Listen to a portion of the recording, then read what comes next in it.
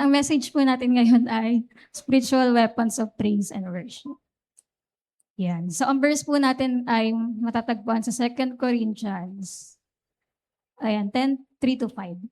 Basahin po natin, "For though we walk in the flesh, we do not war according to the flesh. For the weapons of our warfare are not carnal, but mighty in God, for pulling down strongholds, casting down arguments, and every high thing that exalts itself against the knowledge of God, bringing every thought into captivity to the obedience of Christ." Basahin lang natin sa Tagalog. "Sapagkat bagaman kami ay nabubuhay pa sa katawang tao, ang pakikipaglaban namin ay hindi ayon sa pamantayan ng tao. Sapagkat hindi galing sa tao ang mga sandatang ginagamit namin sa pakikipaglaban, kundi galing sa Diyos na may kapangyarihang magwasak kahit ng mga kuta. Ibinabagsak namin ang mga pangangatwiran at anumang kapalaluan na nagmamatas laban sa karunungan ng Diyos at binibihag namin ang bawat pag-iisip upang sumunod kay Kristo." Yan, bago po natin simulan yung message, may magpapakilala muna ako sa inyo. Ayan, siya si Terry Lo. Ayan, si Terry Lo ay isang international international mission evangelist siya. Evangelist, tapos binuo niya yung singing group o missionary team na Living Sound. Pwede niyo i-search siya sa YouTube. Makikita niyo doon yung mga kanta nila. Tapos, yung parang siya, singing group, basta music group na parang gospel singers, ganon. Pero hindi siya musician o yung, hindi siya taga-kanta doon. Kundi after kumanta ng grupo, ng Living Sound, siya yung mag-share. Alam niyo yung ganon, evangelist siya. Pero binuo niya yung Living Sound noong 1969. Tapos, naging international yun. Kasi nakapunta sila sa over 75 countries in the world. Tapos, dahil doon sa mga kanta nila na narinig ng mga tao, tinanggap ng mga tao si Lord, si Jesus. Kaya yun, through that, di ba, nakakapag-share ng gospel. Parang di ba sa Amerika, napakadami talagang singing group. Alam niyo yung halimbawa, Collingsworth, di ba, yung mga ganon. Kunwari, kasi itong Living Sound, siya ganyan yung nakabas sila. Tapos pupunta-punta sila sa mga lugar, sa iba't ibang mga bansa. Parang halimbawa, di ba, yung Collingsworth, may bus din sila. Kasi full-time singers sila at musician. Kumakanta lang sila sa kung saan-saang lugar, kung saan sila ma-invite. Parang ganyan din tong Living Sound. Tapos, ayun nga, naging nila mga, his work continues through Living Sound, Europe, Russia, tsaka Poland. Yung mga communist, di ba yung Russia tsaka Poland, yung mga iba na yung lugar na yon. At dinala sila ni Lord doon kahit na doon sa mga lugar na hindi naniniwala sa Panginoon. Tapos, eto lang, share ko lang yung testimony niya. Yan, kasi nakaka-amaze. Kunwari, imagine niyo na lang siya yan. Ayan. Sa Africa noon, nag-minister sila sa Africa. So, kumakanta na ngayon yung Living Sound, di ba, sa harapan. Tapos siya naman, syempre, dahil mag-speak na siya maya-maya, nagpe-pray lang muna siya habang kumakanta yung Living Sound. Tapos, habang nagpe-pray siya, biglang bumaba yung message sa kanya ni Lord na sinasabi sa kanya na, "Son, I'm going to send you behind the iron curtain. You're going to do things that most people will believe impossible. But you must be obedient and follow me implicitly." Sabi sa kanya ni Lord na dadalhin ko kayo sa mga lugar na parang, yung mga lugar na walang Diyos. Kagaya sa Russia, yung Poland. Pero syempre sabi niya, ayaw niya dahil syempre diba, alam niya kung gaano kadelikado yung ganun. Pero yun, kahit nung mag-speak na daw siya, nanlalaban siya kay Lord, ayaw niya. Kaya dumating na yung time na magsispeak na siya. Pero parang nahihirapan siya magsalita kasi nga nag-a-against siya kay Lord. Pero bago siya magturo, sinabi na niya, in-announce na niya na pupunta tayo sa sa mga lugar, mga Iron Curtain, yung mga bansa na walang Diyos. Kaya parang yung mga Living Sound, yung mga kagrupo niya kasi syempre, kabado din sila. Pero hindi niya pa alam. Sabi niya, Lord, basta sige, basta kung pupunta talaga kami doon, kayo bahala. Hindi kami magsosolicit para makapunta doon. Kung gusto mo talaga pumunta doon, papapuntahin mo kami doon. Tapos 2 years ang nakalipas, wala naman nangyari na pagpunta doon. Pero biglang may dumating na letter after 2 years. Tapos ang nakalagay, yung letter na yon galing sa Poland. Tapos yung invitation na yon ay pinapakanta sila sa isang university. Ayan, hindi ko mabasa. Jagier, yan. Tapos basta sa Krakow, ganyan. University in Krakow. Tapos, So, yun, dahil imbita sila doon, pumunta sila. Pero pagkapunta doon, nagulat sila kasi may dalawang pagkakamali. Shock sila kasi, sa pagkarating nila doon, akala, sila, rock and roll. Akala American rock and roll sila. Parang naipagpalit ganun o akala basta rock and roll na ganun. Pero hindi alam na mga gospel singer sila. Nandun na sila. Kaya wala na magagawa, di ba? Kasi yung reason pa bakit sila kakanta, kasi mangongolekta sila ng fund para sa mga communist party. Di mga komunista talaga, walang mga Diyos yung mga yon. Pero dahil, since nandun na, ayun, na lang sila. Pero sobrang kaban nila dahil hindi nila akalain ganun. Pagpunta nila doon, talagang yung itsura talaga ng ambience, hindi talaga maka-Diyos.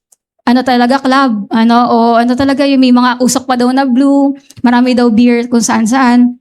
Pero yun nga, naisip nila, ano gagawin natin?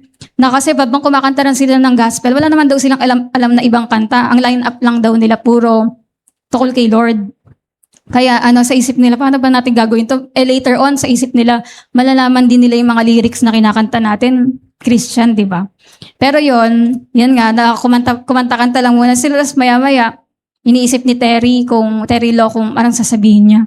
Para medyo muna, dahan-dahan muna, nagsasalita muna siya na mga trivia tungkol sa Poland. Pero pagkalipas ng 1 minute, wala na siyang masabi. Tapos biglang inaano siya ni Lord, kinakonvict siya na, bakit ko ba kayo pinapunta dito? Di ba, para mag-share ka? Kaya parang inaano niya na, kailangan mag-share pa rin ako kahit ganun. Tapos yun, kanta, tuwan-tuwa yung mga tao sa mga kanta nila, hindi pa naman mag-gets, di ba, kung ano yung, nun. Pero tuwan-tuwa yung mga tao sa music nila.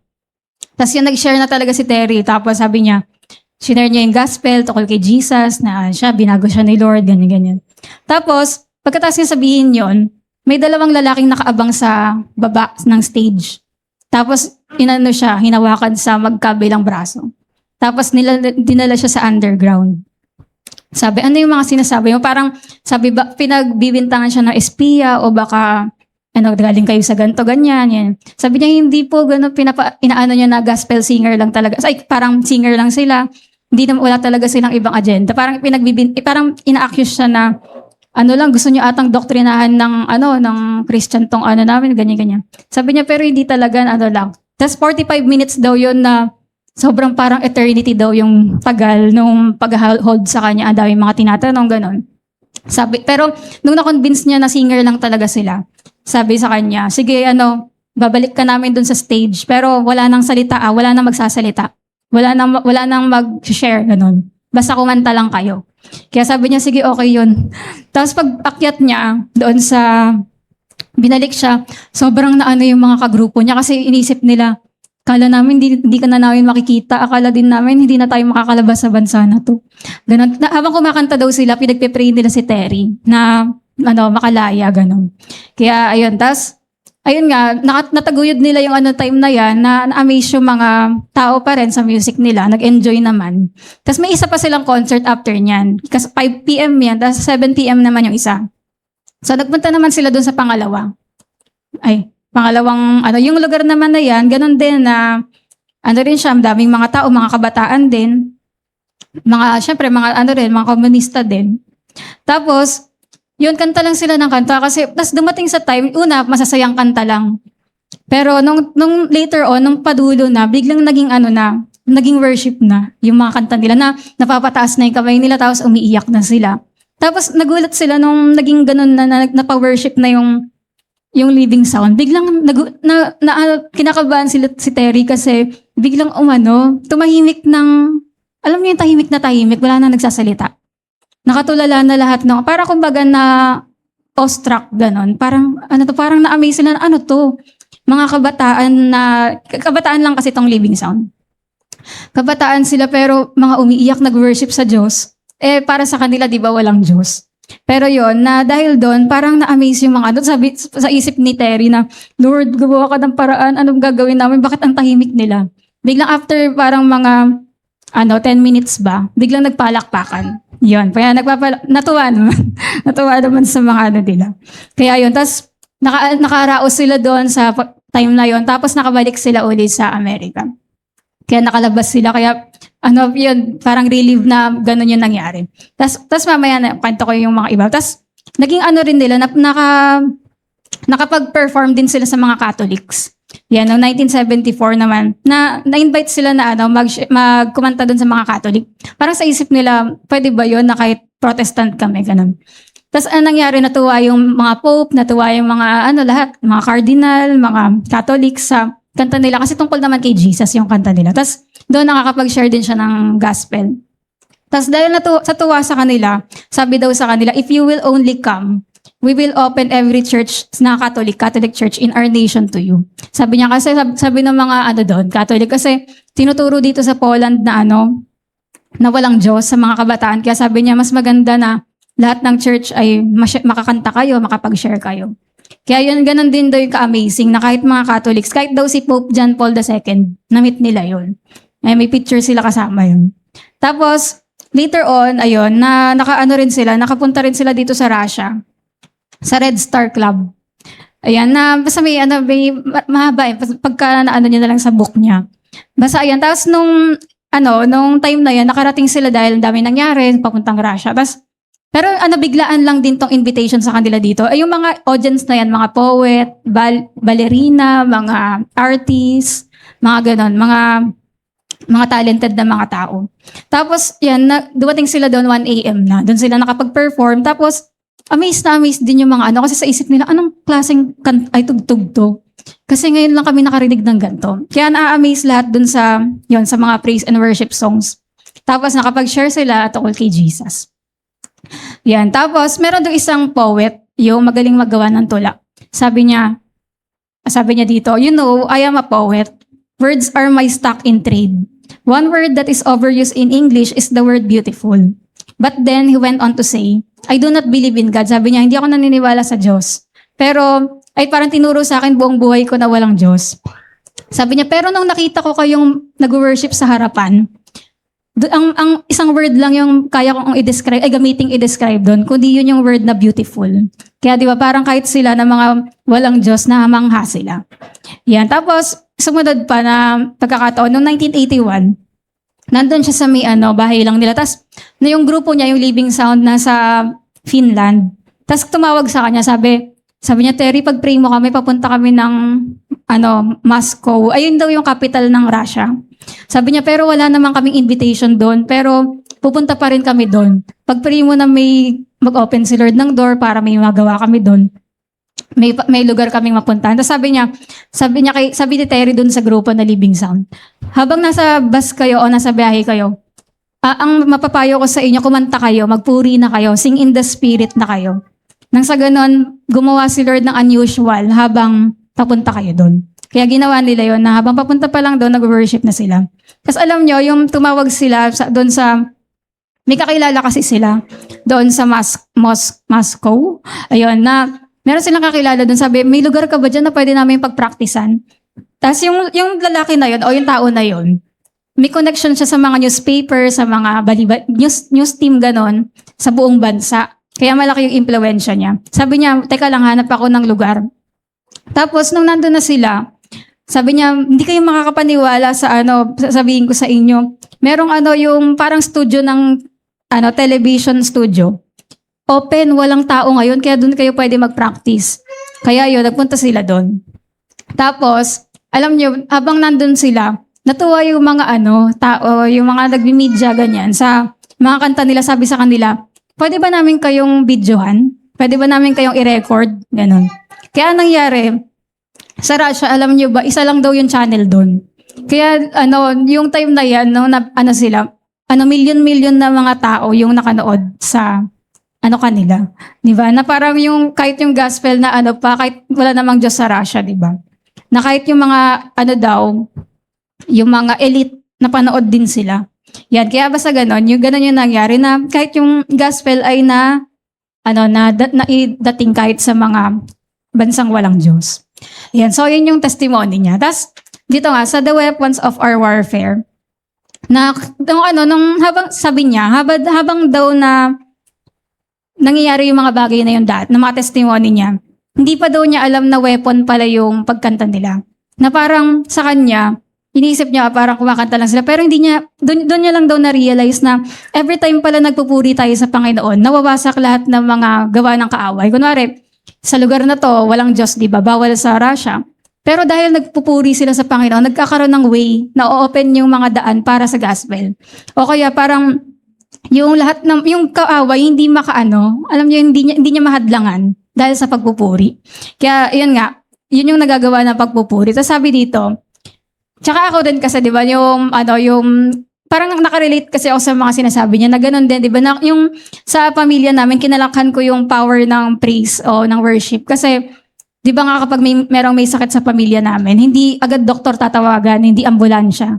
Ang unang gagawin pag merong may sakit na may delikadong sitwasyon, kukuha ng gitara si Papa. Tapos magkakantahan lahat, tapos magpe-pray. Tapos yun, okay na. Hindi kami yung, parang hindi namin kinalakhan na tatakbo sa ospital, ganun. Kasi doon pala, ng bata ko, nakita ko yung power ng pagpupuri sa Panginoon. Yan na talagang may mga, yung mga, di ba, kagaya ng mga sakit, spirito yun na umaalis kapag nagpupuri tayo sa Panginoon. Yan, na nawawasak lahat ng mga yan, yung mga spiritual strongholds na ginagawa ng kaaway. Kaya sabi nga sa 2 Corinthians 10:4, sabi, for the weapons of our warfare are not carnal, but mighty in God for pulling down strongholds. Di ba yung mga weapons natin, talagang nakakapangdurog to ng gawa ng kaaway. Kaya sabi dito, we Christians are equipped with weapons. Tayong mga Kristiyano, di ba may weapons tayo? At pwede natin itong gamitin para sa kaaway nating si Satan. At di ba sa Bible, merong tatlong nabanggit sa Bible na spiritual weapons na dapat gamitin natin bilang believers. Una, yung Word of God. Pangalawa, the name of Jesus. At pangatlo, the blood of Jesus. Kabisado nyo na? The Word of God, the name of Jesus, tsaka the blood. Yan yung tatlong weapon natin na kung gusto mo laging manalo sa kaaway, gamitin natin yan. Yan. At, di ba yung una dito, yung the Word of God is a weapon. It's a sword. Di ba kaya sabi nga sa Ephesians 6:17, and take the helmet of salvation and the sword of the Spirit, which is the Word of God. Natandaan nyo kapag may mga battle tayo sa buhay, kailangan, kung gusto mong, kunwari, ina-attack ka ng kaaway, paano ka lalaban? Kailangan mo may sword ka, di ba? Hindi naman pwede siya nalang saksak ng saksak sa'yo. Dapat may lumalaban ka rin. Kaya ito, yung Word of God, every time na nararamdaman mo may under attack ka, gamitin mo yung Bible. Gamitin mo yung mga verses na alam mo. Kasi ayun yung magpapatalo sa kaaway, di ba? Kasi ayun yung binigay sa ating weapon. Kaya every time na natatandaan natin lahat ng mga nabasa natin sa Bible, lagi ka nagme-memory verse, hindi ka pwedeng di ba, matalo ng kaaway kasi meron kang panglaban. Pangalawa naman yun, ba yung the name of Jesus. Sa Mark 16:17-18, di ba, sinabi dyan, parang binigyan tayo ng power of attorney. Kasi sinabi ni Jesus, in my name, sa pangalan ko, shall they cast out devils. Di ba? Pag ginamit natin yung pangalan ni Jesus, aalis yung mga demonyo at makakapag-speak tayo with new tongues, ayan, lahat na.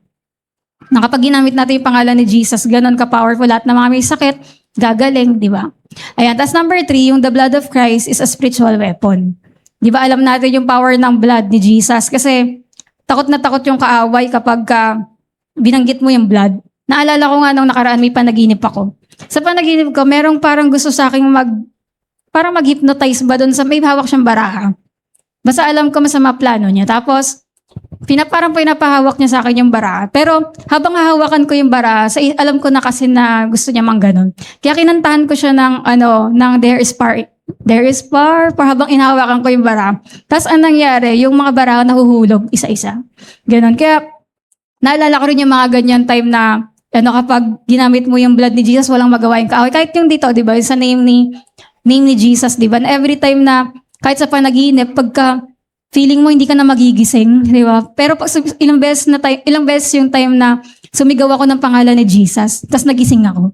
Tapos ilang beses din na, di ba, yung may mga delikadong sitwasyon, pero sumigaw ka lang. Meron din yung si mama na masasagasaan na dapat siya.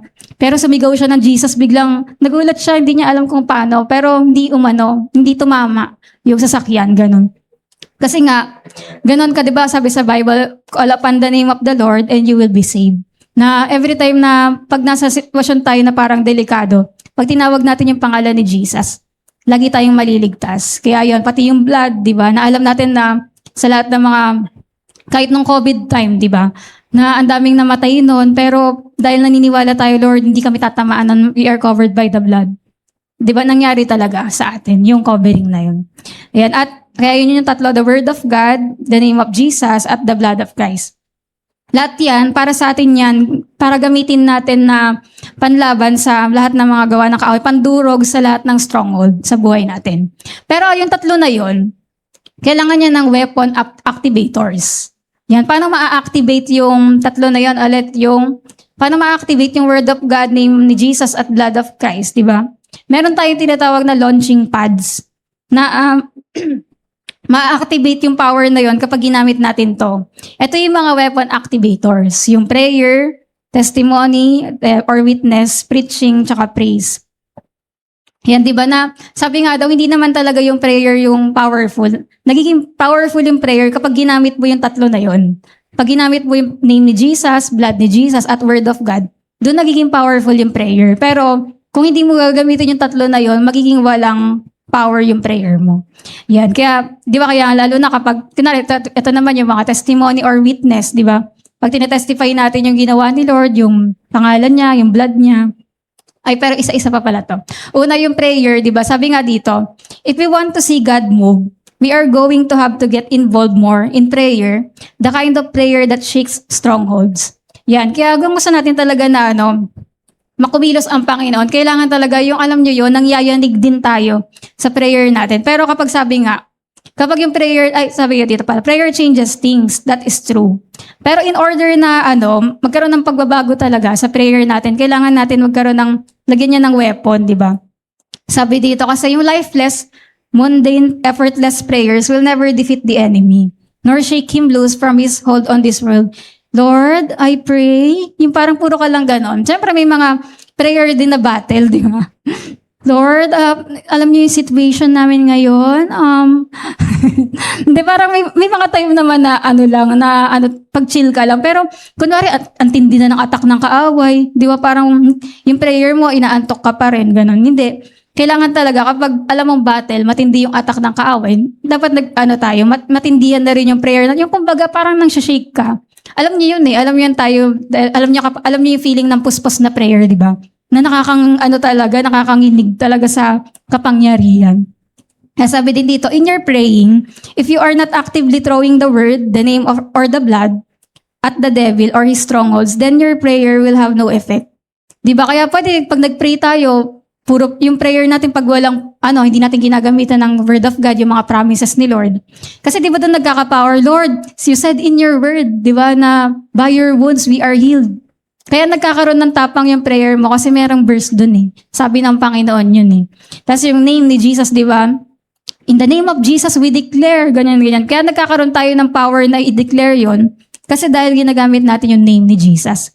At lalo na yung blood, di ba? Yung blood na to, yung naghuhugas ng kasalanan natin. Kaya nagkakaroon tayo ng karapatan kapag i-accuse ka ng kaaway. Sasabihin mo, di ba, yung the blood of Jesus is against you. Kasi yung blood na yon, pagka in-apply mo yun sa sarili mo, lahat ng kasalanan natin napapatawad. Di ba? Kaya wala nang karapatan yung kaaway na i-accuse ka. So sabi dito, to accomplish anything, prayer has got to use a weapon. And that's what gives it power. Kaya yun yung nagbibigay ng power doon. Pag ginamit natin yung tatlong weapon natin. Tapos pangalawa, yung testimony. When you testify concerning the word, the power of God goes forth. Siyempre, di ba, alam niyo ba, pinapapasalamat ko kay Lord na nung pinag-pray ko na, na magkaroon ng ganito, imposible na magkaroon nun. Pero sabi kasi sa Bible, God can do exceedingly abundantly far above all we could ever ask or think. Kaya pag binanggit mo yung verse, nagkakaroon ng power. Kaya pag nagtatestimony pala tayo, dapat may verse tayo, di ba? Kasi may mga napatunayan ko, sabi ng Panginoon ganito, tinupad niya to. Yan. Kaya yung power of God, sumasabay dun sa word of God na kiniklaim mo. And when you testify concerning the name, the power of God goes forth. Alam niyo ba, nung tinawag ko lang yung pangalan ni Jesus, nung mababangga na ako, biglang nagulat ako, tumagos yung tumagos yung kotse, di ba? Kasi nga, ayun nga, maraming mga ganang pagkakataon, lalo na yung mga bata, na yung bata na yun, dapat mamamatay na, pero parang inisnatch siya ng angel, kaya hindi siya namatay. Ganon. Kaya maraming ganon din kahit sa aming magkakapatid, di ba? Kunwari si Ate Abby daw, nalaglag na yun sa hagdan. Ang taas-taas, pero buhay pa. Para wala daw bukol, walang sakit na naramdaman, pero ang taas nung nilaglagan, mga ganon. Kaya may mga pagkakataon yun dahil nga sa paggamit lang natin ng name ni Jesus. Sobrang dami pag iisa-isayin ko sa inyo yung testimony na ilang beses ako niligtas ni Lord sa paggamit ko ng pangalan niya. Di ba? Kaya doon na-amaze yung mga tao, di ba? Natatawag na rin sila sa Panginoon. At sabi rin, that's why Jesus said, di ba, this sign shall follow them that believe in my name. Di ba, ayun yung weapon binigay ni Lord na sa pangalan ni Jesus, ayan, yung pag ginamit mo yung weapon na yon, walang magagawa yung kaaway. Kailangan niya magbow kasi napaka-powerful ng name ni Jesus.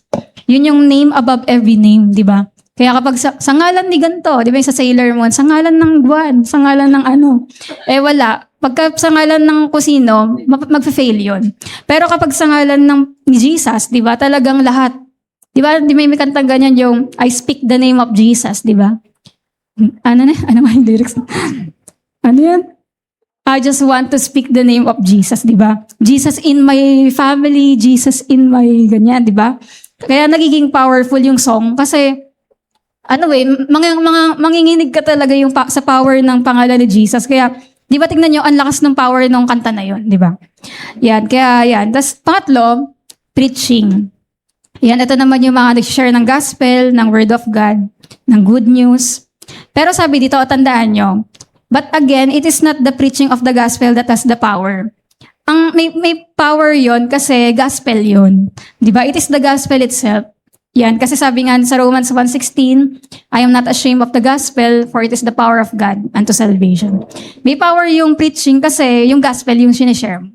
Kaya every time, di ba, na feeling mo, pag nag-share ka parang walang power, hindi, may power na agad yung word of God. Hindi mo na kailangan powerful po kasi ako, hindi ikaw. Yung word of God na yun yung powerful. Na pag sinare yun sa ibang tao, di ba yung parang sinasabi nga na sa Greek na dunamis, na para siyang dynamite na pag narinig ng mga tao yung gospel, nababago yung buhay nila. Kaya sabi dito, but in order for the gospel power to be effective, syempre kailangan may mag-preach. Powerful yung gospel, pero kung walang tagaturo, wala magiging effect. Kailangan may magdala nun, may magturo para maging powerful yung gospel. Tapos number 4, yung praise. Pansin nyo daw ba na ano-ano yung apat na yon, testimony, prayer, ano pa isa? Preaching, tapos ito praise. Puro ginagamit? Bibig, di ba? Kailangan mo bumuka yung bibig mo pag magpe-pray, magte-testimony, mag-preach, di ba? Mag-praise. Bakit daw ganon? Kasi alam niyo ba na ang weapon natin ay nasa bibig natin? Prayer, testimony, or witnessing, or confession, preaching, praise. Every one of these have to do with the mouth. Di ba kaya nga, di ba, pag magpe-pray tayo, wag kang tahimik. Wag nakatikong bibig mo kapag, okay, let's pray. Nakaganon ka lang. Kapag time na to pray, kailangan buka mo bibig mo kasi nandyan yung power. Walang lalabas na power nang nakatikom ka. Pag sinabi ng song leader na, let's praise the Lord, nakaano ka lang din, hindi ka nakikisabay. Kailangan magpuri ka rin kapag nagpupuri lahat kasi nandun yung power. Wala kang marireceive na power kapag nakatikom ka, kapag kailangan magpuri kay Lord. Testimony, may testimony ka, ayaw mong hawakan yung mic, di ba? Ayaw mong pinipilit ka pa. Dapat pag may testimony ka, may power doon. Kaya dapat i-proclaim mo yan. Yan, kaya yan, tas yung pagpupuri yan, praise. Kaya sabi dito, your mouth is tied up with your spiritual victory or your spiritual defeat. Tandaan nyo to, sa bibig nyo nakasalalay kung matatalo kayo o mananalo. Ano ulit? Sa bibig nyo nakasalalay kung mananalo kayo o matatalo. Kaya pag sinabi mo na wala na talaga, yun, di wala na talaga. Defeat na yun kasi nag-speak ka ng defeat. Pero pag sinabi mo meron pa yan, hindi ako susuko. Nag-speak ka ng victory, di ba? Kaya ganun na sa bibig natin yan. Kaya kung yung bibig natin, pansinin niyo kung puro reklamo to, puro negative, walang mangyayari. Di ba? Kung talagang malalagay ka sa defeat. Pero kung lagi kang positive, lagi mo pinoproclaiming word of God, ma-faith confession ka, lagi kang magiging victorious, di ba? Yan. Kaya sabi dito, God is going to help us Christians to learn to focus our praise in such an acute and powerful way that we can use it like a laser. Alam niyo yung laser? Ano bang anime yung may laser? Yung mga Dragon Ball. Yung parang halimbawa yung mga ano, yung mga ganong power na pag lumalabas ng mga apoy tas natutupok yung demon ay yung mga monster ganon sa anime. Parang ganon 'di ba na every time na nagpupuri tayo, natutupok yung mga ano, mga kalaban, kaaway natin, mga demonyo. Kaya ito, 'di ba na sabi ng Panginoon tuturuan niya tayo mag-worship na talagang yung nakafocus talaga sa Panginoon. Kaya para yung mga worship natin ay madurog talaga yung gawa ng kaaway. Sabi dito, we can learn to focus our faith against disease. Kunwari, pag may sakit kayo, anong kakantahin nyo? You, I am the God that healeth thee. That's yung there's healing. Yung kinakanta lagi ni Papa kapag meron nga may sakit sa amin. Kasi di ba yung tumirik na nga yung mata ni JJ, no? Naalala ko. Kaya iniisip nila, anong isugod na ba sa ospital? Kumuha lang siya ng gitara. Tapos kinanta yung there's healing in the name, ganun. Tapos biglang okay na, bumalik na yung mata. Yun, parang ganun. Kaya alam niyo yung mga ganung mga pagkakataon. Pati sa amin, di ba, si Kuya Dave, nagka-dengue, si Tin, yung parang colon cancer na yung dating noon. Tapos, basta marami sila, yung mga tatlo kong ate na panganay, mga nagkaroon yun yung epidemic kasi dun sa Taytay noon. Lahat sila, parang, di ko alam kung anong, basta lahat ng mga bata doon nagkaroon ng sakit noon. Pero si mama nilalaban, kanta ng kanta si mama ng papuri. Tapos ako din, di ba, nung nag-50-50 ako nung baby ako na 2 months. Hindi daw ako tinigilan ni mama kumanta ng kanta. Kung 24/7 daw, kanta siya ng kanta. Na binabantayan daw niya yung, hindi niya, kinokontra niya yung sinasabi ng doktor. Basta hindi daw siya tumitigil lahat daw ng verse na alam niya, lahat daw ng kantang alam niya. Kaya nabuhay ako kasi sabi na ng doktor 50-50 na. Sabi sa kanya, Mrs. wag na kayo matulog kasi anytime pwede na mawala yung anak niyo. Pero si mama, alam niya kasi yung power ng blood, ng worship, gano'n. Kaya hindi siya tumigil kumanta. Kaya di ba, kaya yun, ang nangyari, namatay yung sa kabila. Kasi angel of death talaga. Kaya kapag di ba, kapag hindi mo nilaban, yun, parang gano'n yung nangyari. Kaya thank you Lord sa mga di ba, sa mga nanay na may faith, gano'n. Kaya halimbawa din yung sinabi ni mama na bigla siya napatangs, pinag-pray niya si Ate Ruth kasi maguhulog pala yung bus sa field trip. Kaya may mga ganyang mga time na kailangan talaga yung alam mo yung power, yung mga weapon natin sa mga ganitong time. Tapos sabi rin dito, as we Christians learn to take authority over strongholds of the enemy, we will see the glory of God demonstrated in our lives as never before. Di ba alam din natin yan na habang nagpupuri tayo, bumababa yung glory ng Panginoon. Yan, kaya ayun na mararanasan natin yung glory na yon sa pagpupuri. At sabi rin, praise is one way God wants to bring victory to His church. Kapag gusto ka ni Lord bigyan ng victory, papaanuin ka niya na sasabihin niya sa'yo magpuri ka. Di ba? Kaya tayo, di ba, na hindi tayo magpupuri kapag tapos na. Magpupuri ka yung wala pa kasi kiniklaim mo na magiging victorious ka na doon. Di ba? Kaya, ayan, kaya habang kumakanta tayo, kasi natatanggal, di ba, yung lahat ng mga hadlang. Kaya, tapos naalala ko nga rin nung panahon nasa mission house kami, kasi di ba, wala nga kami, hindi pambayad nga ng renta, wala nun, kasi puro estudyante lang talaga yung kami lahat. Pero yung nagpe-pray kami nun na magkaroon ng TV, magkaroon pa LCD pala dati, LCD. Tapos magkaroon ng drum set, gano'n, magkaroon ng mga gamit. Pero alam nyo, ginagawa namin dati, puri lang kami ng puri nun, yung mga time na yun. Sobrang kakaiba rin talaga yung time na yun na puro pagpupuri. Tapos habang nagpupuri kami, biglang magugulat kami, may nag-sponsor na ng LCD, may nag-sponsor na nung, yung mga drum set, gano'n. Lahat isa-isa binibigay ni Lord sa pagpupuri lang. Kaya gano'n na sa atin din, di ba? Ano man yung mga, natin hiling kay Lord, di ba? Ngayon, yung parang mga hinihiling mo na mga magtagumpay, kailangan kumanta ka na kahit feeling mo talo na. Pero hindi, di ba? Kailangan kumanta ka kasi ang kumakanta siya yung panalo eh. Kaya sabi rin, it is vitally important to recognize and remember that praise is in the word of God from cover to cover. So, ang praise at worship, di ba? Makikita niyo sa buong Bible yan eh. Na napakahalaga sa Panginoon ng praise and worship. Di ba? Napakahalaga kay Lord. At sabi nga, kung hindi daw natin alam yung importance ng praise to God, hindi natin maiintindihan yung mga gusto sabihin ng Panginoon sa atin in these last days. Tsaka kung pansinin niyo sa sarili niyo, sa bawat araw ba, nakakapakinig ba kayo ng mga praise and worship songs, ganun? O kayo mismo, nagpupuri ba kayo kay Lord? Di ba sabi nga daw, pagkagising pa lang sa umaga, dapat nagpupuri na tayo, di ba? Kaya ayun na, kasi kapag hindi tayo nagpupuri, parang nagiging mabigat yung bawat araw. Pero pag nagpupuri ka, gumagaan. Di ba ganon? At sabi nga dito, ito yung mga facts about praise. Una, God inhabits the praises of His people. Yan. Ulit, God inhabits the praises of His people. Gustong-gusto ni Lord pumunta kapag nagpe-praise tayo sa Kanya. Sabi daw sa NIV, na God sits enthroned upon praise. Kapag daw nagpupuri tayo, kunwari dito sa church, nagpupuri tayo, para tayo naglalagay ng trono sa gitna. Tapos umuupo dun si Lord at natutuwa siya sa atin. Ganon. Ganon daw ibig sabihin ng pagpupuri na every time na kumakanta tayo ng mapapuri sa Panginoon, gusto ni Lord pumunta dito. Yan. At gusto niya, and God Himself comes down to occupy that place. Pag binibigyan niya siya ng papuri, pupunta siya. Dahil parang, di ba may sabi sa lyrics ng kanta yung, be enthroned in our praises. Ganon. Kasi si Lord, talagang umuupo siya sa trono, natutuwa siya kapag pinupuri siya. Kaya sabi dito, we are going to see that glory cloud when God comes down to inhabit the praises of His people. Kaya kung gusto mong pumunta ang Panginoon, magpuri ka. Di ba? Kaya tingnan niyo pag nagsisimba tayo. Ba't una natin praise? Di ba? Sa mga bago yung message, nagpupuri muna tayo. Bakit din muna praise? Di ba kasi sabi nga sa Bible, enter His gates with thanksgiving and enter His courts with praise.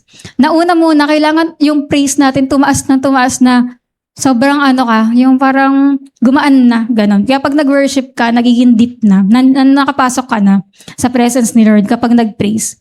Kaya naisip ko, di ba, paano pag late tayo magsimba, hindi na natin naabutan yung praise and worship. Di ba parang ang hirap? Kailangan talaga nauuna yung nakaabot tayo sa praise and worship. Tapos sabi dito, yan, we are going to see it right before our very eyes because God does inhabit the praises of His people. Yan, kaya doon ni Lord gustong pumunta sa atin. Kaya yung parang sinasabi kanina ni Terry, yung, di ba sa lugar na yun, hindi welcome yung gospel, hindi welcome si Lord.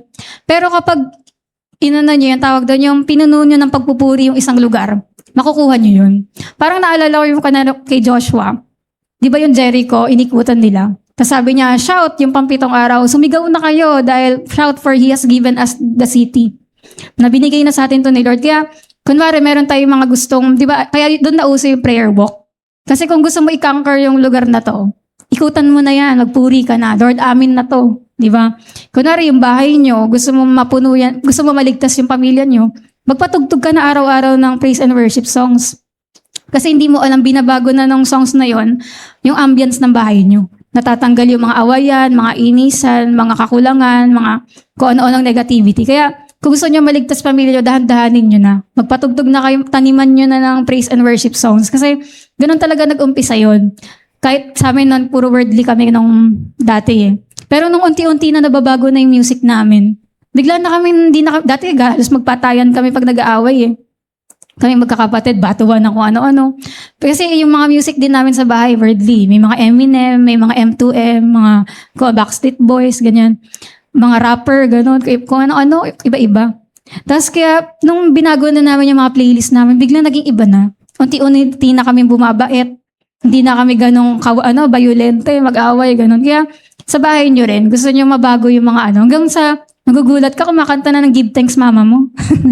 Yan, kasi parang ganda din sabi kasi ni Pastor Em, yung sa bahay nila, inuna niya, di ba, na nagpe-play ka na ng mga, tapos yung mga kahit kapitbahay, ano yung song niyan? Pengi rin kami, pa-burn. Yan.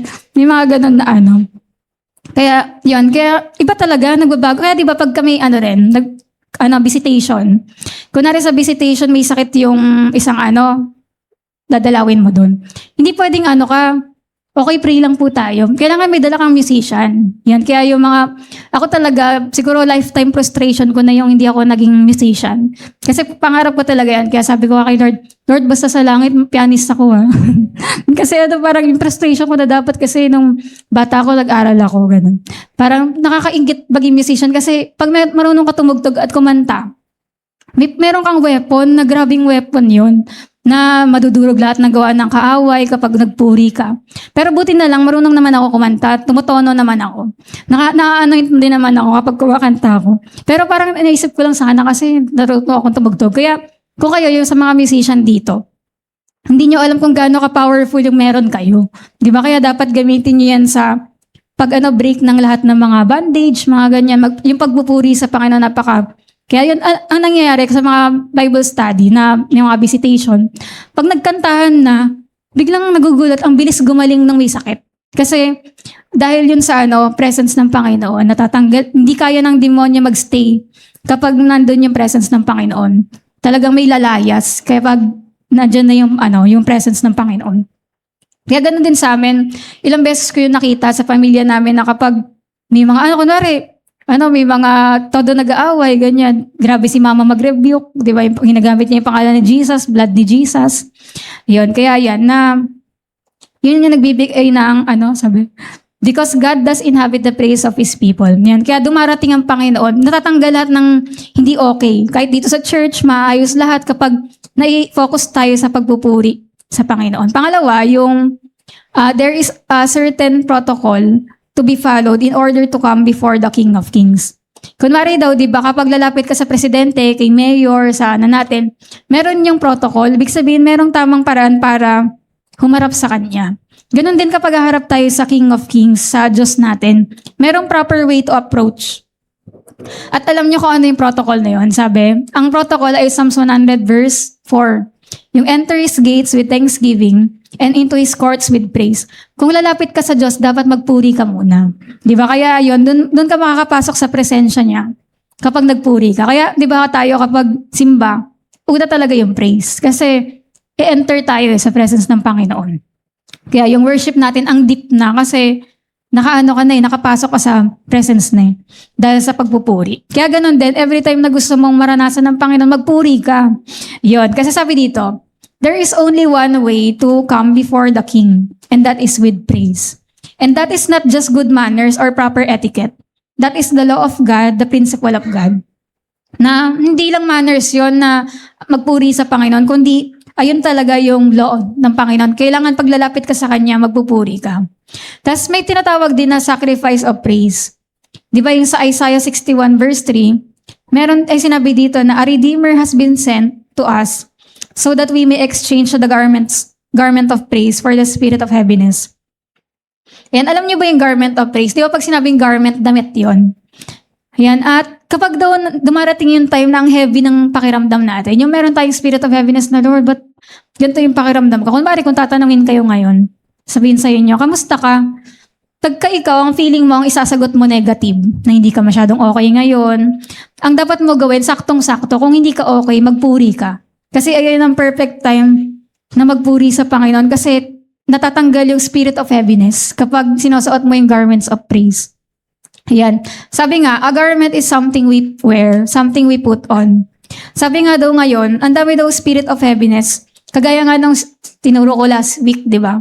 Na parang pag natignan mo yung mga balita, yung mga nangyari sa mundo, magkakaroon ka ng heaviness na, Lord, grabe yung mundo namin. Sa mundo na to di ba, meron ng spirit of financial depression, spirit of economic unrest, spirit of fear about the future. Yung parang mga tao talagang, ang dami na nilang kinakatakutan sa mundo. Yung din daw, spirit of anxiety. Ang dami rin daw niyan ngayon, di ba? Na manood ka lang daw ng balita, makikatch mo na yung anxiety na yun. Pero di ba, sabi dito, but the Bible tells us Christians to put off the spirit of heaviness and put on the garments of praise. Na kapag nararamdaman natin yung ang heavy-heavy ng feeling, ang dapat nating nang gawin nito ay isuot na yung garments of praise. Magpuri na tayo sa Panginoon. Sabi nga daw, di ba nung ngayong araw na to, yung suot nyo ngayon, di ba pinili mo yan? Para na lang siguro sa uniform mo, kasi yan lang talaga yun. Pero pinili mo pa rin, di ba, yung isuot yung damit na yan. Napili mo yan ngayon kasi talagang based yan sa choice mo, hindi sa feelings mo. Hindi parang, kunwari, may araw ba na naisip niyo, ayoko magdamit ngayon? Di ba? Pasok ang school, ayoko magdamit, di ko feel ngayon.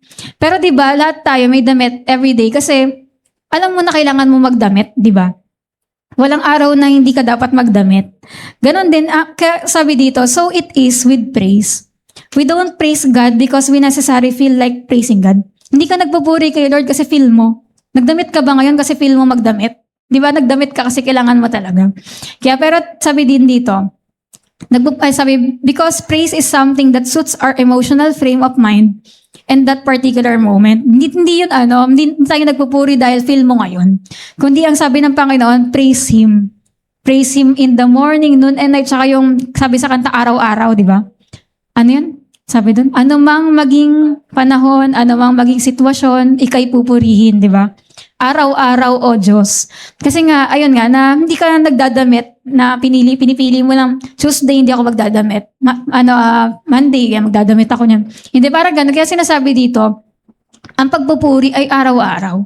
Yan. Tapos sabi doon, there are times when praise doesn't even occur to us. May mga times sa buhay natin, syempre, may mga araw na hindi mo talaga feel magpuri.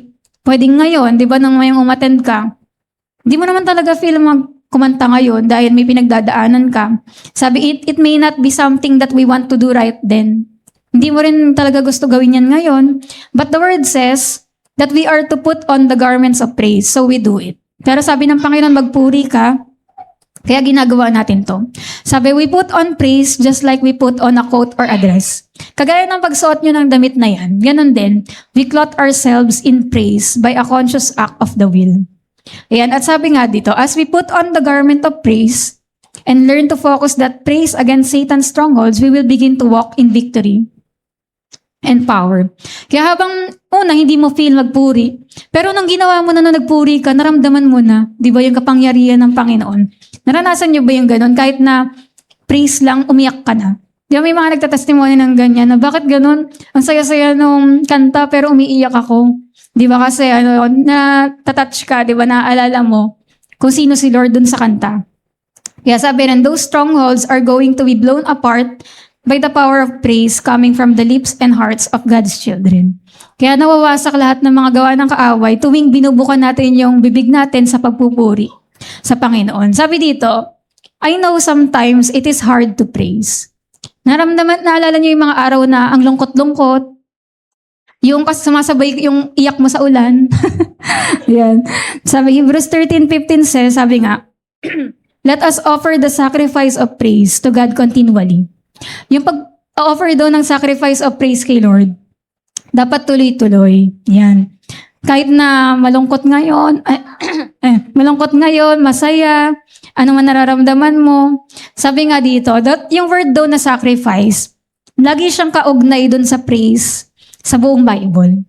Na, di ba, yun yung, kaya tinatawag siyang sacrifice of praise. Kasi yung totoo, hindi mo naman gusto magpuri, pero gagawin mo para kay Lord. Sabi dito, there are times when it pains us to praise. Yung ang sakit ng nararamdaman mo, wala kang gana magpuri. And there are times when we hurt and we don't want to praise God because the hurt is so intense. Na, Lord, hindi ko kaya magpuri. Asar na asar ako. Bad trip ako, ganun. Kaya may mga ganyang time, ang sakit-sakit ng nararamdaman ko. Pero sabi dito, that is when praise to God is a sacrifice. Doon na nagiging tawag dyan ay sacrifice of praise. Kasi ginagawa mo yung bagay na yun kahit ayaw mo, gusto mo na mag-give up. Yan. Pero ginagawa mo siya kasi para sa Panginoon. Di ba? Kaya yung sabi uli sa verse, let us offer the sacrifice of praise to God continually. Ibig sabihin tuloy-tuloy. Di ba? Ang pagpupuri sa Panginoon. All the time, every day, moment by moment. Di ba? We are to walk in praise, live in praise, cloak ourselves with praise, confessing things to His name. Di ba? Kaya naalala ko nga rin yung di ba yung kanta na God Will Make a Way ni Don Moen? Ay, trivia pala, nakalimutan ko sabihin. Si Don Moen pala, galing siya sa Living Sound. Doon siya nagsimula. Hindi daw siya pianist noon, guitarist siya violinist. Ganon. Kaya parang ganon. Later on na lang daw siya natuto mag-piano. Tapos, si Don Moen daw takot mag-song lead. Ganon. Pero pinupush daw siya ni Terry na ikaw naman ngayon. Hanggang sa naging, yun nga, ang galing niya na mag-song lead, di ba? Worship leader. Kaya ayun. Tapos yun si Don Moen, gumawa siya ng kanta na God Will Make a Way when there seems to be no way. Nagawa niya yung song na yon dahil namatay yung, pamangkin niya. Pamangkin niya yon yung anak na yon ng, niya. Ano pa tawag doon? Parang ganun po, yung sa, yon, tawag doon. Yan. Kaya nakagawa siya ng kanta na yun na God Will Make a Way. Kaya kahit nga yung kantang God is so good, di ba? Sabi nga ni Papa na yung kanta daw na yun, nabuo yung kanta na yun ng sa sobrang tindi nung pinagdadaanan ng tao. Di ba kaya, di ba, pag kinakanta mo daw yung God is so good, hindi daw kinakanta yun sa magandang sitwasyon. Kinakanta mo daw yun sa matinding pagsubok mo. Na sasasabi mo pa rin, God is so good. Ayan, kaya, ayun nga. Tapos si Jonah nga daw. Di ba sa Jonah 2:9, alam natin di ba si Jonah pasaway na propeta? Kasi pinapapunta siya ng Ninive, pero tumakas siya. Tapos pinakain siya sa isang malaking isda, dahil tumakas siya. Tapos napansin natin dito sa prayer niya, sabi niya, okay God, sinabi niya, I will pay that I have vowed. Ibig sabihin, parang sinasabi niya in other words na, okay Lord, sige na, suko na ako. Susunod na nga ako, ganun. Yan, kaya alam niyo, after niya sabihin yun, yung nabanggit niya kasi, I will sacrifice unto thee with the voice of thanksgiving. Di ba puro reklamo si Jonah? Pero nung nagpasalamat na siya, sumuko na siya kay Lord, bigla na siyang niluwa nung dahil nagpuri siya. Dahil sabi, because that fish could not handle somebody who was praising God. Nung nagpuri na siya, pinakawalan na siya nung isda. Yan, kaya sabi dito, si Jonah daw kasi matigas ulo nito. Inabot pa siya ng 3 days bago siya iluwa. Kasi ang tagal niya magpuri eh. Nung pangatlong araw lang siya nag-pray tsaka sumuko kay Lord, nagpasalamat. 'Di ba? Kaya kung sabi nga daw, kung nagpuri siya agad mismo ng pagkakain sa kanya, pwede daw na in 1 minute lang, niluwa na siya agad ng isda. Pero umabot pa ng ganun kasi ang tigas ng ulo niya. Kaya sa atin din daw ngayon, na kapag nagpuri tayo sa Panginoon, ano man yung mga bandage na nararamdaman nyo, yung feeling mo nakalak ka dito, feeling mo nakastuck ka dito. Pero pag nagpuri ka, makakawala ka doon. Iluluwa ka rin ng isda na yan, na nagpapaana sa'yo, hirap sa'yo. Yan, kaya ganun, na kapag nagpupuri tayo kay Lord, nakakalas ang mga kadena, kagaya nga si Paul at Silas, di ba? Na parang kung sila, nagmi-mission sila di ba? Nag-share sila. Parang pwede nila sabihin kay Lord na, Lord, I don't want to be a missionary. It's too hard. It hurts too much, di ba? Pwede nila yun sabihin, pero hindi nila yun sinabi. Kundi ang ginawa nila, di ba, sabi dyan, at midnight, Paul and Silas prayed and sang praises unto God. Nagpuri sila kay Lord. At, di ba, parang isipin mo, anong ipupuri nila? Bugbog na nga sila, naging okay, kinulong sila. Anong ipagpupuri nila? Sabi, di ba, hindi rin natin alam, I don't know what Paul and Silas praise God for, but I know why they praise Him. Because God said to praise Him. Nagpuri sila kasi sabi ni Lord, magpuri sila. Kaya alam nyo, after nila magpuri na yon, nalugod ang Panginoon. Kaya, sumabay si Lord sa pagkanta sa kanila. Parang nabilib ang Diyos sa kanila na kumakanta sila kahit ganong sitwasyon. Kaya naman sabi daw, nag-join daw si Lord sa pagkanta nila. And sabi daw, and when God sings, He sings bass. Di ba kaya lumindol kasi grabe yung boses ni Lord bass. Di ba kaya yon na nag-tremble, di ba, yung prison walls at nakalabas sila. Pati yung mga kadena nila natanggal. Kaya yon sabi nga dito, when Paul and Silas began to praise God in the midst of their trial, God heard them and He honored their sacrifice of praise. Kasi bakit? God will always honor the sacrifice of praise by His children. Kaya pag nandun kayo sa mga time na sobrang hindi okay yung sitwasyon nyo, yung parang feeling mo, talunan ka, basta lahat ng negative na sitwasyon, nararamdaman mo, yun, dapat mas lalo ka magpuri kay Lord. Kasi ang tawag dyan, sacrifice of praise. Kapag may yung kunwari, yun, yung kaya nga nung pinakamatindi, yung may namatayan, di ba? Pero kaya mo magpuri kay Lord. Kasi nalulugod si Lord dyan, natutuwa siya sa attitude natin, na alam natin na si Lord ay Diyos pa rin siya. Di ba? At kaya niyang solusyonan lahat ng bagay sa buhay natin. Yan. Kaya sunod, yung power of praise naman. Sabi, may kwento pa rin si Terry dito. Ito yung totoo na pa rin nangyari sa kanya. Nung nandun siya sa hotel room, kasi di ba nga, sila, kumakanta-kanta sila sa iba't ibang lugar. So natulog lang siya mga 30 minutes. Tapos biglang nagulat siya, may gumising sa kanya na yung kagrupo niya. Sabi sa kanya, Terry, gising ka. May masamang balita kaming sasabihin sa'yo. Yung asawa mo, car accident siya, tumalasik siya sa windshield. Tapos patay na siya. Sabi niya, yun? At home na siya with the Lord. Tapos parang sobrang shock niya daw na later on na lang sinabi sa kanya na 10 minutes daw siyang nakatulala. Ganon, so sobrang shock. Tapos, pero ang naalala niya daw na time nun, sinasabi niya na hindi to totoo. Matutulog ako ulit, tapos hindi to totoo. Mawawala lahat to. Pero yon, hindi nga nawala kasi totoo talaga. Parang sa isip niya, Lord, bakit ganito? Habang nasa airplane siya, Lord, ba't ganito? Parang nagmi-mission ako, nagtuturo ako ng gospel, ginagawa ko lahat, kahit nga yung mga, Russian na mga, parang mga communist country, pinupuntahan ko. Sabi niya, ba't nangyari naman to? Parang, bakit ang unfair naman? Ganyan. Parang, basta nagda-doubt na siya.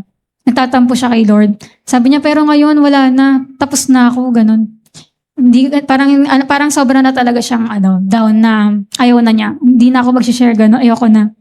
Pero nung pag-uwi niya, nung binurol nga yung asawa niya, nagsalita doon si Oral Roberts. Kasi dyan siya nag-aral sa Oral Roberts University.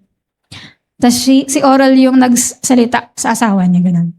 Tapos nung after nun, kinausap siya ni Oral Roberts kasi hindi pa rin siya okay talaga, nahirapan siya. Tapos sabi sa kanya ni Oral Roberts, nag-usap sila doon sa may building. Sabi niya, tingnan mo nakikita mo yan, yung building na yun, nandun yung Oral Roberts University, yung mga building ni Oral Roberts. Sabi niya, nakikita mo ba lahat yan? Sabi niya, alam mo, lahat yan, na nangyari yan kasi dahil sa mga matinding mga pagsubok na nangyari sa buhay ko. Parang ina-encourage niya si Terry na, sabi niya, itong mga bagay na to, dahil nagkaroon yan dahil sa mga pagsubok na nangyari, tas bunga rin yan ng mga pagpe-pray ko in the spirit. Tas ito yung sinabi sa kanya. Sabi niya, kaya Terry, may sasabihin ako sa yung napaka-importanting bagay. Na kapag ginawa mo tong bagay na to, isi-save nito yung buhay mo. Sabi niya, kapag mag-pray ka in the spirit, sabi niya, yung mag-pray in tongues, basta mag-pray ka in the spirit, tapos, kailangan sa dulo, ma-interpret mo kung ano yung pinapa-pray sa'yo ng Panginoon.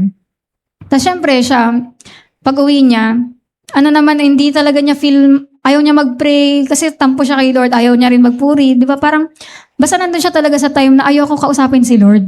Hindi ko talaga gusto, ganun. Pero, syempre, nag-struck sa kanya yung payo sa kanya na, na mag-pray siya in the spirit, mag-pray in tongues. Yun, sabi niya kasi yun nga daw yung makakapag-save sa kanya. Kaya ginawa niya, pero nag-decide siya, sige, magpe-pray ako in tongues.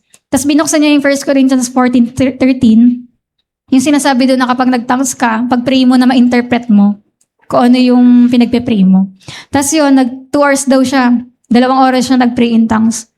Tapos tapos later on, nag-pray naman siya ng English. Tapos bigla daw lumalabas sa puso niya yung talagang mga words na nakaka-encourage, yung healing, ganun. Kaya bigla daw siyang na-comfort, kinomport siya ng Holy Spirit. Tapos ayun, na kinausap siya ni Lord, sabi sa kanya, Son, I'm going to lead you into a ministry of healing. Sabi niya, dahil sa matinding pagsubok na yan na nangyari sa'yo, gagamitin ko yan para makapag-minister ka ng healing. Na kapag habang tumutugtog yung living sound, maraming mga may sakit gagaling. Ganon. Ganon nga talaga yung totoo nangyari. Kaya after nito, pero sinasabi niya nga, Lord, hindi ko kaya. Ganon. Pero sabi ni Lord sa kanya, tutulungan kita, tsaka papakita ko sa'yo kung paano. Tapos yun, later on, yun na, ganon nga yung naging ministry nila. Na every time tumutugtog sila, yung parang dati, natural lang siya. Pero nung namatay yung asawa niya, naging supernatural na yung ministry nila. Na may mga lumalayas na rin ng mga demonyo every time na kumakanta sila, ganun. Tapos mayroon din silang inatinan na parang conference, ganun, ng mga prophetic din, tsaka mga pastor, mga gano'n, mga lingkod ng Diyos. Parang tinatanong, ano yung sinasabi ng Diyos sa kanilang anong time na yon. Tapos alam nyo ba, nung mga 1980s din kasi na to, ayun din yung time na sila Papa, meron din silang singing group. Yun, kaya nung time na yun, sobrang dami talaga mga singers. Pero dito kasi sa Pilipinas, ang kilala ko lang yung papuri singers, musik kata, ganon. Yun, parang pero hindi ko alam yung kung may mga singing group pa ba na na ganon. Pero alam ko, ayun yung mga sikat na lalo ng mga panahon dati. Kaya, ito sinasabi daw, lahat sila sinasabi na, sabi, in the days ahead, praise is going to become the power and the flow and the force of evangelism. Nadarating yung time, kumakanta pa lang, na-evangelize na yung mga tao. Kaya di ba dapat, yun nga, ibalik natin yung pagkanta ng pagkanta sa Panginoon. Kunwari, may teritoryo kayong gusto na makuha. Kunwari, yung school na to. Gusto mo conquer to. Magpuri na kayo sa lugar na yun, di ba? Sa bawat mga gusto natin i-conquer. Kasi praise and worship talaga yung nakakapagbagsak ng mga hadlang ng kaaway. Kaya sabi rin daw, kapag nakita ng mundo na yung mga tao daw sa church ay in love sa Diyos nila, doon daw gugustuhin ng mga tao na sumama sa atin. Di ba kaya sabi rin sa verse na if You said that if you would be lifted up, you will draw all men unto thee. Na kapag tinataas natin si Lord, lagi natin siyang pinupuri. Yung mga tao dating ng dating, ganun yung nangyayari. Yan, kaya sabi niya, inayos daw nila, ito si Terry Low, na sinabi niya na inayos daw nila yung service nila tuwing Sunday na ma-assure yung mga tao sa presence ng Panginoon. Yan, kaya ganun daw nangyari every time na nagtitipon sila, may mga gumagaling, may mga supernatural na mga happening sa service nila. Meron daw doon, may time din daw na may bulag. Sigaw daw ng sigaw, nakakakita na ako. Parang, I can see. Ayaw daw tumahimik. Kasi sobra siyang overwhelmed na, parang pinapatahimik na siya. Pero, I can see. So, sobrang shock siya na nakakakita na siya. Kaya daw, sigaw daw ng sigaw. Meron din daw doon, yung mga iba't ibang uri ng sakit nagsigalingan habang nagpupuri lang sila sa Panginoon. Kaya sa atin din, di ba, alam natin yan, na yung pagpupuri natin kay Lord, ang dami talaga mga iba't ibang mga miracles na nangyayari, na may mga time nga, di ba, nagpupuri lang tayo, biglang may nagsagot na pala ng ganto natin, may mga ganyan. Kasi ganun yung power nun. Kaya yan yung sabi rin sa Jeremiah 38, yan yung mga verse na yan, na it shall come to pass na I will break his yoke from off thy neck. Ayan, tapos yung sa dulo, yung and out of them shall proceed thanksgiving and the voice of them that make merry, and I will multiply them. Diba? Kaya yung dahil sa pagpupuri na yon, yan, maraming mga, I will heal thee of thy wounds. Yan, maraming mga supernatural. At sabi nga, God has promised that if we will praise and worship Him, that He will break Satan's yoke from us, restore health to us, bless us with thanksgiving and joy, and increase our numbers, and God has got to honor His word. Nagagawin ng Panginoon yun kapag talagang binigay natin sa Kanya yung pagpupuri na para sa Kanya. Kaya dapat talaga yung mga songs natin laging may name ni Jesus, may word of God doon, may blood ni Jesus, kasi yun yung mga powerful na song. Ayan, kaya yun sa mga meeting daw nila, sobra talaga silang ginugulat ng presence ng Panginoon sa dami ng ginagawa ni Lord. Ayan, kaya sabi dito, if you want to tear down the strongholds in your life or in the lives of others, then praise and worship is the answer you are seeking. Diba? Kaya ngayon, ano man yung mga nararamdaman natin, natin yan. Pinagdadaanan, ano man yung mga sitwasyon, mga kahilingan kay Lord. Diba naalala ko nga rin yung verse na, delight yourselves in the Lord and He will give you the desires of your heart. Na kapag nag-enjoy tayo sa pagpupuri sa Panginoon, kahit yung gusto mo, yung mga nais ng puso mo, bigla na lang ibibigay ng Panginoon. Di ba, kunwari, yung sa hindi naman natin binabola si Lord. Kunwari, pag may mga tao tayong, ang gwapo-gwapo mo naman, ganyan-ganyan, yung tatay mo, gwapo-gwapo, yung lolo ko dati kasi, pag binabola siya ng mga apo, talaga nagbibigay ng pera. At sabi niya, tay, kayo talaga pinaka-pogi-pogi sa buong Muntinlupa. Sabi niya, ay talaga, ito, bibigyan ng gano'n. Kasi nga, parang naisip ko, di ba ganun, kapag meron din tayong kaibigan na laging puro maganda sinasabi sa atin, di ba? Laging chine-cheer tayo. Yun yung mga kaibigan na lagi kang binibigyan ng kung ano-ano. Dati kasi may ganun din akong friend. Dati yung mga kaibigan ko, nag-uunahan pa yun sino man lilibre sa akin. Kasi lahat sila, gusto nila akong kasama, tsaka ako din naman, ina-appreciate ko kasi sila talaga. Tapos daratingin tayo pag gusto ko nito, nag-uunahan pa sino man lilibre. Tapos ang daming binibigay sa akin, lahat na ata binibigay, ganun. Kasi sobrang tuwan-tuwa siya, ganun. Kaya parang sa atin din, kapag si Lord natuwa sa mga pagpupuri natin, di ba, binibigay na lang din niya ano man yung mga kahilingan ng puso natin. Yung alam ni Lord kung ano talaga yung desires ng heart natin, na kapag nag-delight tayo sa Kanya, automatically, ibibigay niya yon. Kaya sabi rin dito, lastly, learn to direct your praise to focus it for maximum effect. Na kapag nagpuri talaga tayo, huwag natin hayaan lumilipad yung isip natin. Yung pag nakita natin yung lyrics, ibigay talaga natin kay Lord yung lyrics na yun. Na kapag hindi yung nakatingin tayo sa pagtugtog lang ng musician, nakatingin lang tayo sa pagkanta ng kumakanta dito sa harapan, hindi ganun. Kundi yung mga bawat lyrics na lumalabas, ibigay talaga natin siya kay Lord. And when you praise God, you are training your spiritual weapons on the strongholds of Satan and tearing them down. Kaya praise the Lord, di ba? Kaya gayahin natin tong na to, di ba? Yung isigaw mo, di ba? Kasi talagang ang dami na-break na mga strongholds, lahat ng mga hadlang natatanggal, lahat ng mga hindi okay na pakiramdam lumalayas, lahat ng mga hindi, yung mga spirito na hindi okay, nag-aalisan yan habang nagpupuri tayo sa Panginoon. Kaya umuwi tayong okay, di ba? Yung pakiramdam. At pag uwi natin ng bahay, nasashock tayo sa mga answered prayers, di ba? Kasi ganun yung ginagawa ng pagpupuri natin sa Panginoon. Kaya I pray na ngayong gabi na to, maging the best na pagpupuri niyo itong gabi na to. At nawa magkaroon ng delight si Lord sa bawat isa sa atin. At automatically, sasagutin na lang niya yung mga prayers natin.